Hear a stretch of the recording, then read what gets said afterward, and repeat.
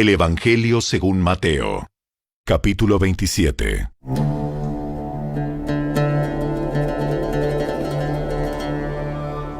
Muy temprano por la mañana, los principales sacerdotes y los ancianos del pueblo se juntaron nuevamente para tramar de qué manera ejecutar a Jesús.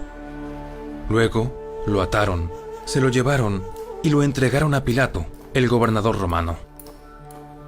Cuando Judas, quien lo había traicionado, se dio cuenta de que habían condenado a muerte a Jesús, se llenó de remordimiento.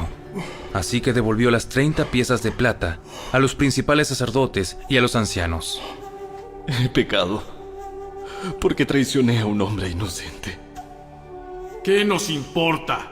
Ese es tu problema. Entonces Judas tiró las monedas de plata en el templo, salió y se ahorcó. Los principales sacerdotes recogieron las monedas. No sería correcto poner este dinero en el tesoro del templo, ya que se usó para pagar un asesinato. Luego de discutir unos instantes, finalmente decidieron comprar el campo del alfarero y convertirlo en un cementerio para extranjeros. Por eso, todavía se llama el campo de sangre. Así se cumplió la profecía de Jeremías que dice: Tomaron las 30 piezas de plata, el precio que el pueblo de Israel le puso a él, y compraron el campo del alfarero, como indicó el Señor. Jesús se encontraba frente a Pilato, el gobernador romano. ¿Eres tú el rey de los judíos? Tú lo has dicho. Entonces, cuando los principales sacerdotes y los ancianos presentaron sus acusaciones contra él, Jesús guardó silencio. ¿No oyes todas las acusaciones que presentan en tu contra? Para sorpresa del gobernador, Jesús no respondió a ninguno de esos cargos. Ahora bien, era costumbre del gobernador cada año, durante la celebración de la Pascua, poner en libertad a un preso, el que la gente quisiera, y entregarlo a la multitud. Ese año, había un preso de mala fama, un hombre llamado Barrabás. Al reunirse la multitud frente a la casa de Pilato aquella mañana, él les preguntó: ¿A quién quieren que ponga en libertad? ¿A Barrabás o a Jesús llamado el Mesías? Él sabía muy bien que los líderes religiosos judíos habían arrestado a Jesús por envidia. Justo en ese momento, cuando Pilato estaba sentado en el tribunal, su esposa le envió el siguiente mensaje: Deja en paz a ese hombre inocente. Anoche sufrió una pesadilla terrible con respecto a él. Mientras tanto, los principales sacerdotes y los ancianos persuadieron a la multitud para que pidiera la libertad de Barrabás y que se ejecutara a Jesús. Así que el gobernador volvió a preguntar: ¿A cuál de estos dos quieren que les deje en libertad? ¡A Barrabás! Entonces, ¿qué hago con Jesús llamado el Mesías? ¡Crucifícalo!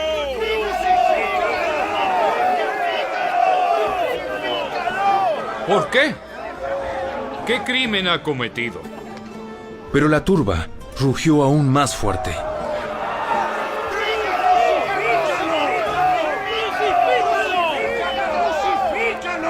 Pilato vio que no lograba nada y que se armaba un disturbio. Así que mandó a buscar un recipiente con agua y se lavó las manos delante de la multitud, a la vez que decía: Soy inocente de la sangre de este hombre. La responsabilidad es de ustedes. Y la gente respondió a gritos: ¡Nos haremos responsables de su muerte! ¡Nosotros y nuestros hijos! ¡Nos haremos responsables de su muerte! Así fue que Pilato dejó a Barrabás en libertad. Mandó a azotar a Jesús con un látigo que tenía puntas de plomo y después lo entregó a los soldados romanos para que lo crucificaran. Algunos de los soldados del gobernador llevaron a Jesús al cuartel y llamaron a todo el regimiento. Le quitaron la ropa y le pusieron un manto escarlata. Armaron una corona con ramas de espinos y se la pusieron en la cabeza y le colocaron una caña de junco en la mano derecha, como si fuera un cetro. Luego se arrodillaron burlonamente delante de él, mientras se mofaban. ¡Viva el rey de los judíos! ¡Viva el rey de los judíos! Lo escupieron, le quitaron la caña de junco y lo golpearon en la cabeza con ella. Cuando al fin se cansaron de hacerle burla, le quitaron el manto y volvieron a ponerle su propia ropa. Luego lo llevaron para crucificarlo. En el camino, se encontraron con un hombre llamado Simón, quien era de Cirene, y los soldados lo obligaron a llevar la cruz de Jesús. Salieron a un lugar llamado Gólgota, que significa lugar de la calavera. Los soldados le dieron a Jesús vino mezclado con hiel amarga, pero cuando la probó, se negó a beberla.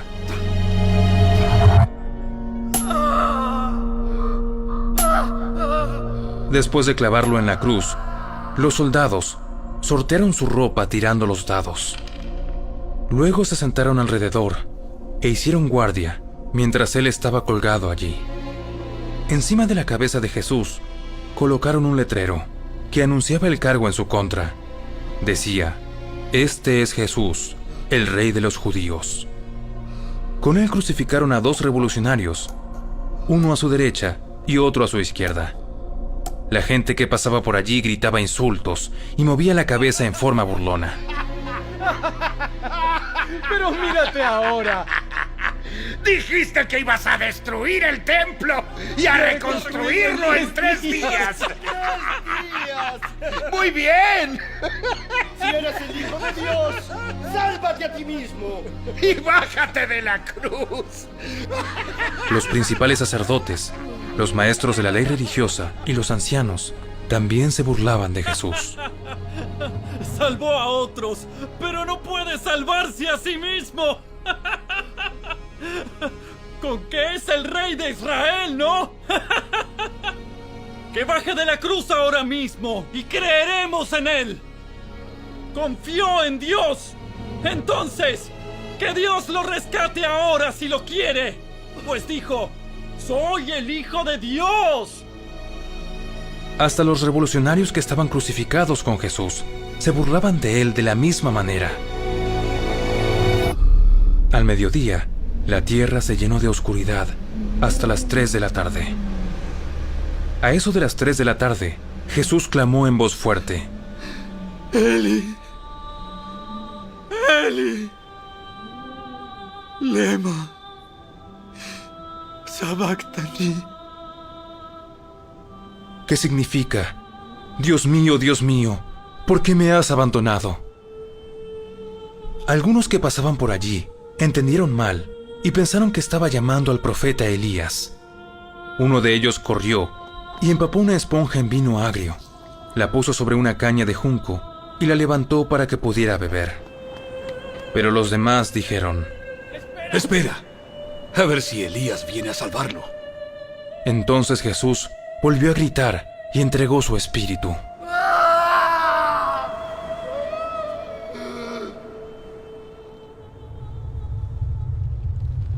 En ese momento, la cortina del santuario del templo se rasgó en 2 de arriba a abajo. La tierra tembló, las rocas se partieron en 2 y las tumbas se abrieron. Los cuerpos de muchos hombres y mujeres justos que habían muerto resucitaron. Salieron del cementerio luego de la resurrección de Jesús. Entraron en la santa ciudad de Jerusalén y se aparecieron a mucha gente. El oficial romano y los otros soldados que estaban en la crucifixión quedaron aterrorizados por el terremoto y por todo lo que había sucedido. Dijeron: Este hombre era verdaderamente el Hijo de Dios. Muchas mujeres que habían llegado desde Galilea con Jesús para cuidar de él miraban de lejos.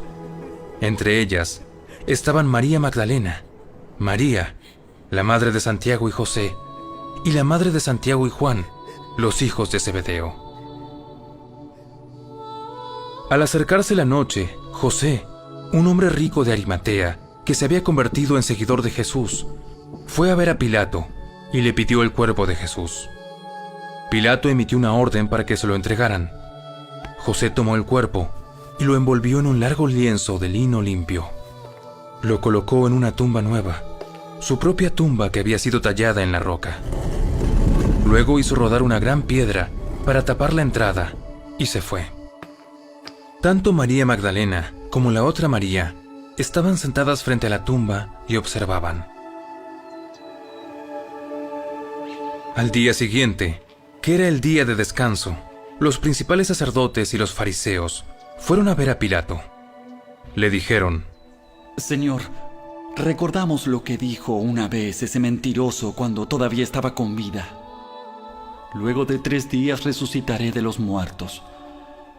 Por lo tanto, le pedimos que selle la tumba hasta el 3er día. Eso impedirá que sus discípulos vayan y roben su cuerpo y luego le digan a todo el mundo que él resucitó de los muertos. Si eso sucede, estaremos peor que al principio.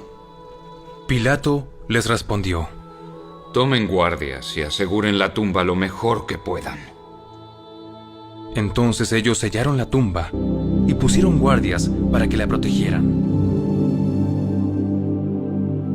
En este capítulo de Mateo 27:51 hay un acontecimiento maravilloso. Declara: y he aquí, el velo del templo se rasgó en 2, de arriba hacia abajo, y la tierra tembló, y las rocas se partieron. La muerte de Cristo estuvo acompañada de por lo menos 4 acontecimientos milagrosos: la oscuridad, la división de la cortina en el templo, el terremoto y la resurrección de varias personas. La muerte de Jesús no pasó desapercibida. Todos notaron que algo significativo estaba pasando en el lugar. El templo tenía 3 lugares principales: los atrios, reservado para los judíos que llegaban al templo; el lugar santo, donde solo los sacerdotes podían entrar; y el lugar santísimo, donde solo el sumo sacerdote podía entrar una vez al año para expiar los pecados de la nación. Y por muchos años, esa era la forma de relacionarse con Dios. Desde el inicio de esta práctica, solo el sumo sacerdote podía entrar en el lugar santísimo, la habitación más oculta del tabernáculo, una vez cada año para ofrecer sacrificios por los pecados de la nación. El lugar santísimo era una pequeña habitación que contenía el arca del pacto, un cofre cubierto de oro con las tablas originales de piedra en las que fueron escritos los 10 mandamientos, una urna con el maná y la vara de Aarón. En la parte superior del cofre se hallaba el propiciatorio, que era un altar, sobre el cual el sumo sacerdote derramaba la sangre en el día de expiación. El lugar santísimo era el sitio más sagrado sobre la tierra para los judíos. Por eso, solo el sumo sacerdote podía entrar. A los demás sacerdotes y la gente común se les prohibía entrar a esa habitación. El único acceso a Dios era por medio del sumo sacerdote, quien ofrecía sacrificios y usaba la sangre, primero por sí mismo y luego por los pecados de los demás. Hermanos, Jesús murió, el velo se rasgó en 2, mostrando así que su muerte por nuestros pecados dejaba abierta la entrada hasta la presencia de Dios Santo. Esto fue de arriba hacia abajo, lo que muestra que Dios abrió el camino. El velo rasgado simboliza que la barrera entre Dios y el hombre ha sido quitada. Ahora todos tenemos la libertad de acercarnos a Dios, gracias al sacrificio de Cristo en la cruz por nuestros pecados. Hoy no existe barreras para tener comunión con nuestro Padre Celestial. Entonces acércate confiadamente al trono de su gracia. Te invito a que hagas una oración. Señor Jesús, gracias por tu sacrificio en la cruz. Tu palabra dice que ese velo que nos separaba de tu presencia fue quitada y ahora no hay ninguna barrera que me impida tener comunión contigo. Gracias porque ahora vivo en un pacto donde tu gracia es lo que sobreabunda en mi vida. Amén.